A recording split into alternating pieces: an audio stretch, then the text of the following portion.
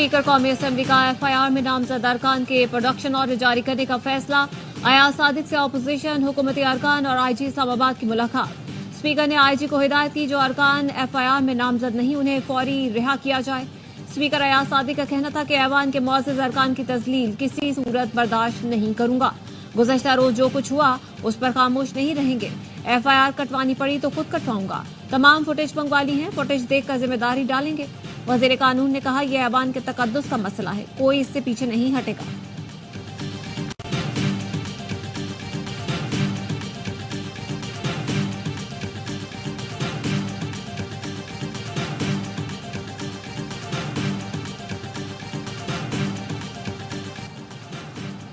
PTI की मरकजी क़यादत के खिलाफ थाना संजानी में 3 मजीद मुकदमा दर्ज। एक मुकदमा जलसे के लिए जारी एनओसी की खिलाफ वर्जी पर दर्ज किया गया। मुकदमे में पीटीआई के जलसे में मौजूद तमाम क़यादत नामजद। अली अमीन गंडापुर भी शामिल। अली अमीन गंडापुर के खिलाफ संजानी थाने में एक और मुकदमा भी है। एफआईआर में जिला इंतजामिया के अफसर को हफ्स बिजा में रखने की दिफा शामिल। ज़राए के मुताबिक जलसे का वक्त खत्म होने का नोटिस देने वाले अफसर को रोकने का इल्जाम है।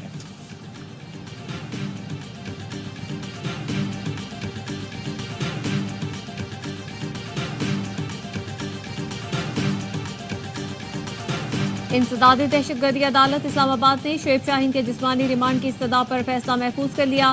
प्रोसिक्यूटर की शुएब शाहीन के 15 रोज से जिस्मानी रिमांड की इस्तदा। कहा जलसे की जगह से बारूद बरामद हुआ। पीटीआई क़यादत ने इश्तियाल पैदा किया। मुल्जिमान से पुलिस की किट्स बरामद करनी है। वकील सफाई रियासत अली ने दलाइल देते हुए कहा जलसा खत्म होने का वक्त 7 बजे और वकूआ 6:30 बजे लिखा है। शुएब शाहीन का रिमांड नहीं बल्कि डिस्चार्ज का केस है। शुएब शाहीन को हफ्ज़े बेजा में रखने के खिलाफ दरख्वास्त पर इस्लामाबाद हाई कोर्ट में समाअत। आईजी इस्लामाबाद अदालत में पेश। अदालत की शुएब शाहीन के खिलाफ दर्ज तमाम एफआईआर का रिकॉर्ड फराहम करने की हिदायत।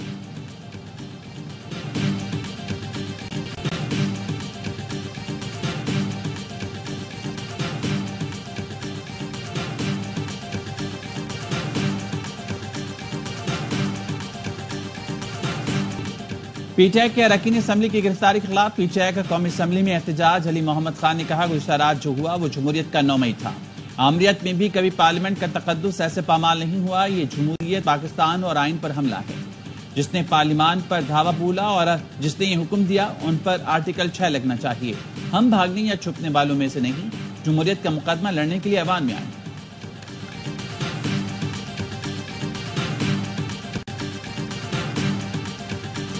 पीटीआई के जलसे में पाकिस्तान के वजूद को चैलेंज किया गया। खवातीन की बेहुरमती की गई। अंदर से जब भी बात आती है कहा जाता है एस्टैब्लिशमेंट से बात करेंगे।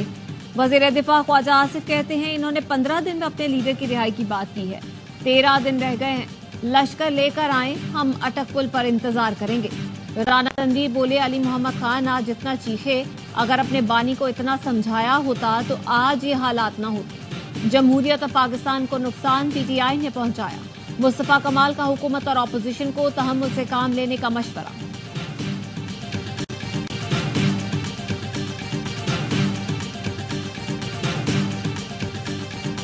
अटैक है on the entire constitution as well as on parliament. Parliament के गेट्स के अंदर घुस के मेंबर्स को अगर गिरफ्तार किया जाए तो फिर बाकी क्या बचा। यहाँ आएंगे, हाउस में आएंगे और आपको आके गिरफ्तार करेंगे। गुज़िश्ता रात का वाक़या पार्लियामेंट पर हमला है। पार्लियामेंट के गेट से अरकान को गिरफ्तार किया जाता है तो बाकी क्या बचता है। पीपल्स पार्टी के रहनुमा नवीद कमर ने कहा स्पीकर को संजीदा इंक्वायरी करके एक्शन लेना होगा। अगर कार्रवाई नहीं होगी तो यह सिलसिला रुकेगा नहीं।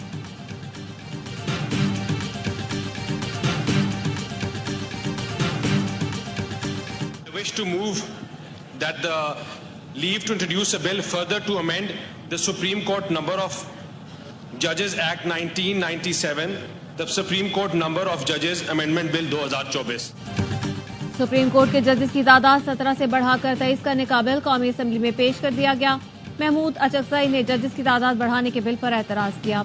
बिल मजीद कार्रवाई के लिए मुतालिका कमेटी के सपुर्द।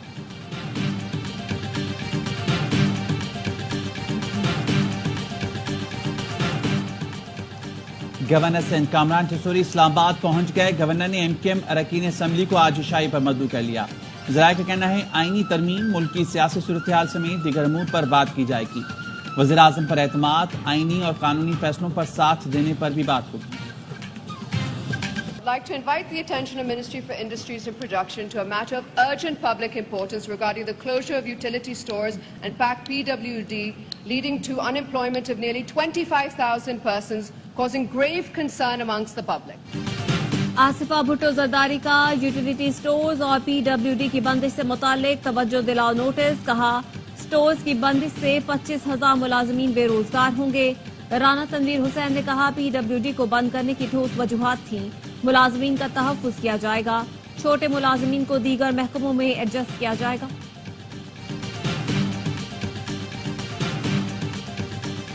मौसम के हालात तो ये कह रहे हैं मौसम अबर आलूद है और मौसम खराब होगा। 30 सितंबर तक सियासी आसमान पर उतार चढ़ाव आएगा। इस असेंबली की तरफ कोई नहीं देख रहा। सियासी आसमान पर मौसम अबरालूद, सियासी उतार चढ़ाव के साथ मौसम मजीद खराब होगा। शेख रशीद कहते हैं इस असेंबली की तरफ कोई नहीं देख रहा। पार्लियामेंट के अंदर से गिरफ्तारियां नामुनासिब है। जलसा पीटीआई का था, अवामी मुस्लिम लीग का नहीं। किसी से कोई नाराजगी नहीं।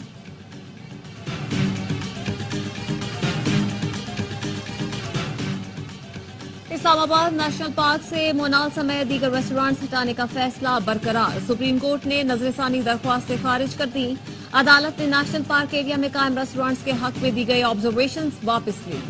अदालत ने फैसले में लिखा, 3 माह में रजाकाराना तौर पर रेस्टोरेंट्स खत्म करने की यकीन दहानी करवाई। उसके बावजूद नजरसानी दायर करना अदालत से मजाक।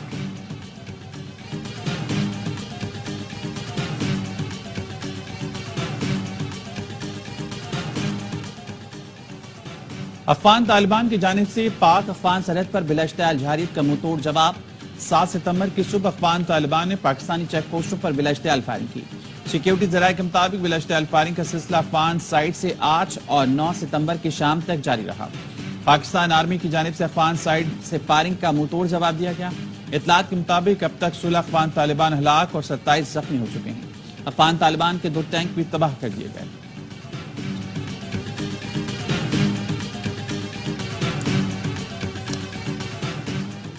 शंघाई ताउन तंजीम के वज़राए तिजारत इजलास में भारत अपना वफ्द नहीं भेजेगा। मीटिंग में ऑनलाइन शिरकत करेगा। इजलास 12 सितंबर को इस्लामाबाद में होगा।